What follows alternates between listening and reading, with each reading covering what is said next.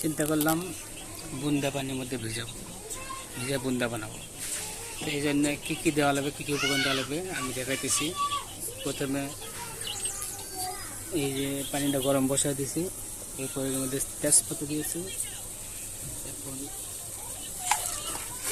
মশলা গুঁটা দেবো। এই যে এগুলো দিলে সুস্বাদু বেশি হবে।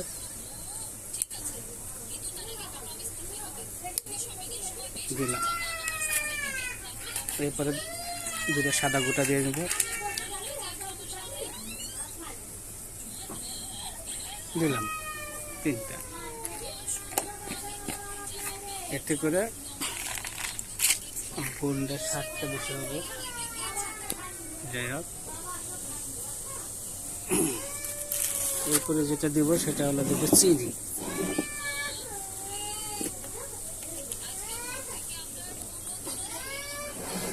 যেটা অর্ধেক ইয়ে করবো সেটা আমি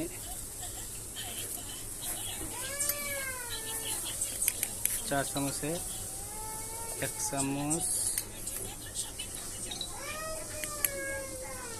2 চামচ,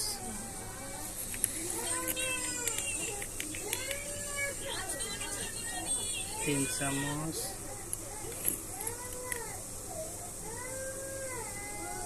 4 চামচ,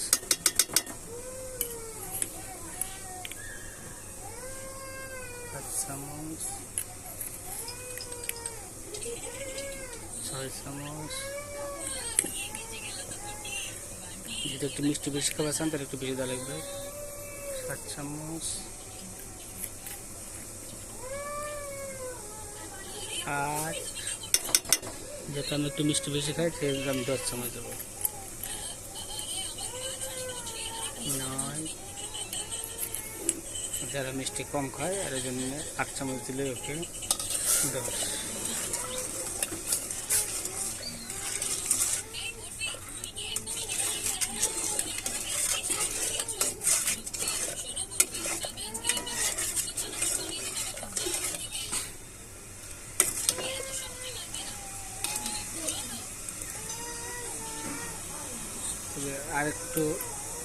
আরেকটা চামচ আমি দিয়ে নেব,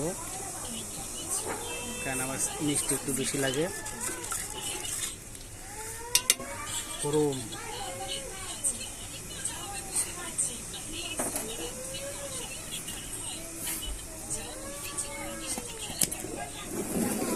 বাস এই পর্যন্ত শেষ। এখন জাল হওয়ার পালা। জাল হয়ে নি, এদিকে মিনিমাম 10 থেকে 15 মিনিট জাল হবে, সেই পর্যন্ত আমরা অপেক্ষা করি। সঙ্গে থাকেন যতক্ষণ সুরাটা হয়ে যায়, সুরা যতক্ষণ না হয় ততক্ষণ সঙ্গে থাকেন। সঙ্গে সুরাটা লাল কী হবে, আটা ধরবে, তারপরে দিব বুন্দা। গাইস ফাইনালি আমার সুরা হয়ে গেছে, দেখতে পাচ্ছেন। সুরে আমি যেভাবে চাইছিলাম সেভাবে লাল রাখি হয়েছে।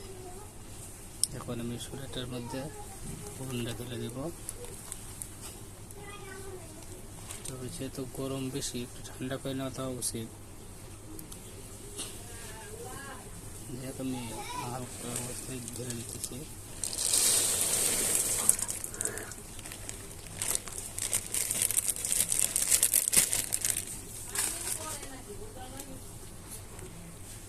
দিয়েছে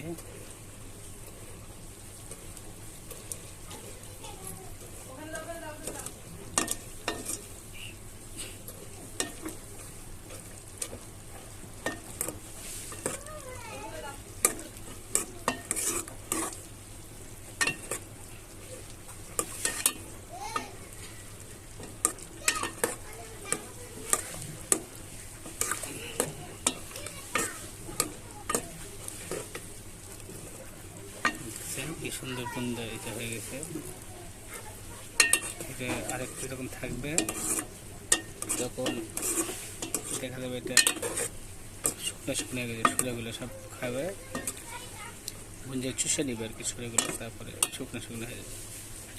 আমি এইভাবে আপাতত রেখে দিলাম।